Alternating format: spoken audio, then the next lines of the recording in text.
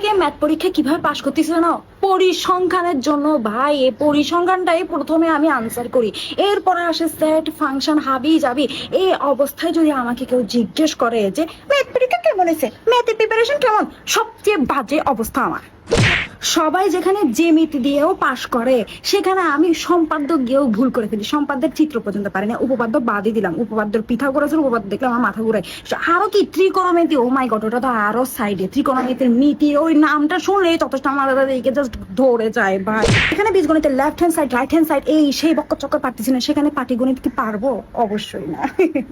তাহলে পাশ কিভাবে করলাম জানো? ওই যে পরিসংখ্যান, সেট ফাংশন, কটা পারি নাই খটা পারছি, ওইটার গ পারি নাই ঘ পারছি, হ্যাঁ ক খ পারলে গ পারি নাই, ওল পর্ব পারছি, এগুলো করে করে না আমি পাশ করে ফেলছি। আর আমি জানতামও না আনসার মিলছে কি মিলে নাই। আল্লাহর উপর ভরসা করে হাবি যাবি যা পারি বং সং এগুলো লিখে দিয়ে চলে আসছি। কজ আমি ভালো মতন জানতাম যে আম যত না কাঁচা তত বেশি আমি অঙ্কে কাঁচা। বুঝছো? আমার জন্য অঙ্কের ঢোকা আসে নাই।